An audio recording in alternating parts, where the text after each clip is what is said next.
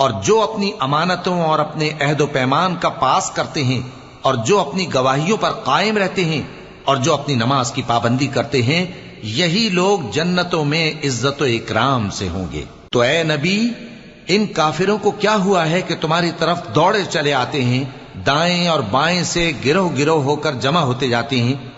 क्या इनमें से हर शख्स ये उम्मीद रखता है कि नेमत के बाग में दाखिल किया जाएगा? हरगिज नहीं। हमने इनको उस चीज से पैदा किया है जिसे ये जानते हैं।